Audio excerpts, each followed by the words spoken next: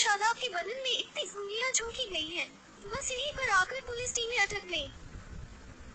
पड़ताल में जुटी पुलिस टीमों के सामने सवाल था कि आखिर जब कोई इंसान 1-2 गोली में ही कत्ल हो सकता है तो फिर डॉक्टर शादाब के बदन में इतनी गोलियां झोंकने के पीछे खास मकसद क्या रहा होगा।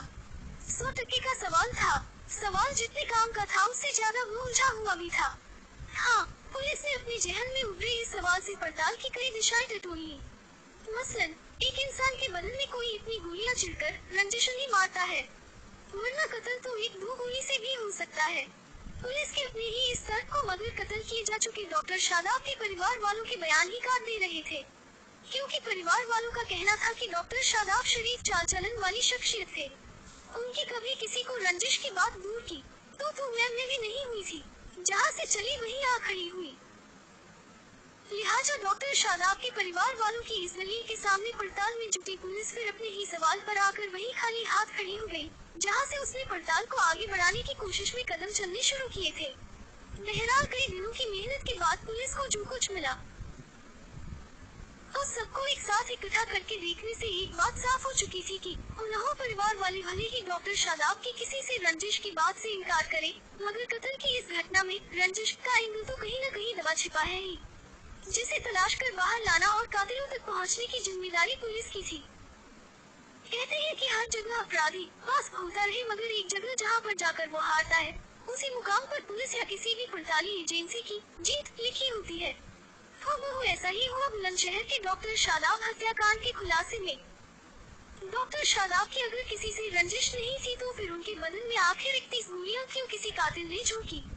खुद से पहला इस सवाल में जूझती हुई बुलंदशहर पुलिस पहुंच गई हापुड़ में कत्ल की उस वारदात या लाश की कहानी के करीब, जिसे इसी साल 18 मार्च को हापुड़ के हाफिजपुर इलाके में अंजाम दिया गया था।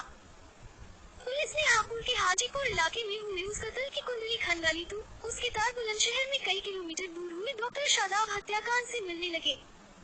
पता चला कि हापुड़ में जिस इरफान नाम के शख्स का कत्ल इसी साल 18 मार्च को किया गया था, उसकी लाश के भी 31 टुकड़े किए गए थे। उन 31 टुकड़ों के लिए हत्यारों ने अलग अलग स्थानों पर 31 कब्र का इंतजाम करके उन 31 टुकड़ों को दफन कर दिया गया था।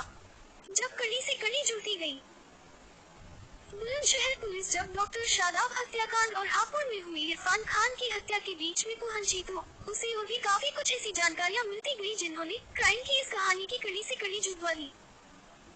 पता चला कि 18 मार्च को हापुड़ में इरफान खान की हत्या बुलंदशहर में 31 गोलियां मारकर कत्ल किए गए डॉक्टर शादाब के भाई रागिब ने अपने दोस्तों के साथ मिलकर की थी।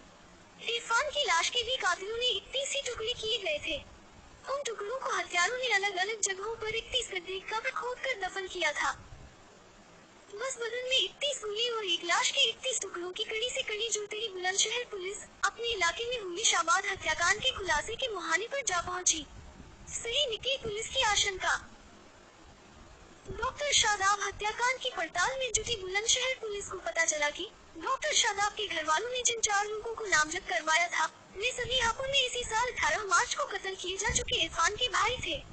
वही इरफान जिसकी हत्या में डॉक्टर शादाब के भाई और उसके दोस्तों का नाम आ रहा था। पुलिस ने 31 कब्र, एक लाश के 31 टुकड़े और एक शख्स के बदन में 31 गोलियों की तो कड़ी से कड़ी जोड़ ली। इसके बाद भी मगर सभी कातिलों की गिरफ्तारियां नहीं हो सकी है। गिरफ्तारियों के लिए बुलंदशहर पुलिस राष्ट्रीय राजधानी क्षेत्र में अभी तक अपना जाल बिछाए हुए है।